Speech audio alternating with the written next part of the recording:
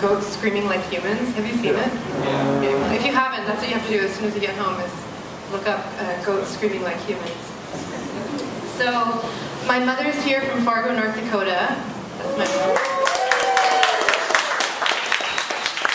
So, of course, she's here tonight. I have all these naughty poems to read, which is fine. So I'll start with Safe Word. When the pleasure that is also pain becomes only pain. When you are too close to the mouth of what you are most afraid of. When you have simply gone too far and you know you might never come back. When there is just enough breath, you say, Rumpelstiltskin. So I have a 3-year-old son, and shortly after I had my son, I lived in England many years, and I was having a communication with a particular poetry editor there. And after I told him my news, he sent me an email saying, well, I hope your motherhood doesn't affect your poetry, asshole. So I wrote all these lady poems, so different portraits of women, of ladies. So this is for that asshole, these lady poems. My Blackbird's Lady. Remove her dainty tea gloves, her handbag, and her hat. Take away her underthings, bloomers, slips, sundry whatnots. Deepen the lines in her aging face. Stain her teeth a feral yellow. Play her your gramophone to rough the edges of her words. Make her repeat fuck until it comes out of her naturally, not at will, but beyond will, instinctive and necessary as breath. Watch her hair grow wild and grisly, desiccate her lips in the tracks of her skin, steal her from the ladies' lunch and drop her at the bar. Let the drinking begin here, early. Show her a new kind of music. Lead her downtown where sirens sing the arias in the streets. Teach her to stumble on sharp stiletto heels. Let her trip until she stays down, so deliciously low, so horribly dirty the angels would weep for her. Cold face, cold hands, cold feet. Oh, wouldn't it be lovely?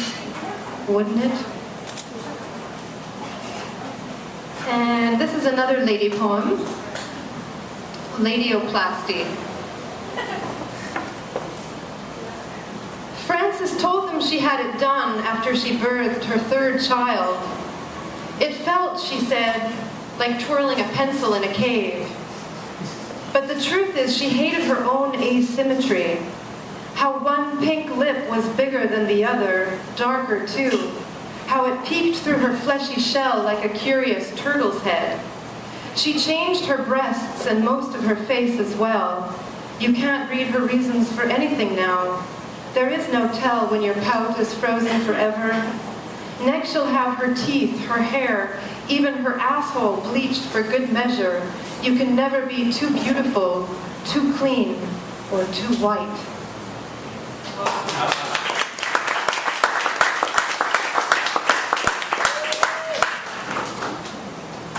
This is, I love, people who know me well know that I love cop shows and mysteries, and any cop show, mystery, drama, I'm always watching it. So this is Whodunit.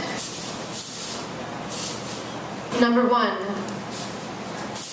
Ms. Scarlet in the bathroom with a tampon.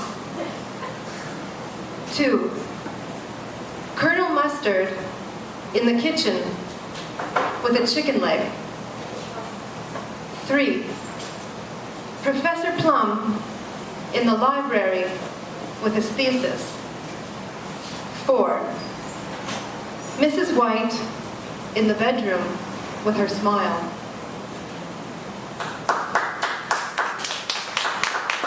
So who did it?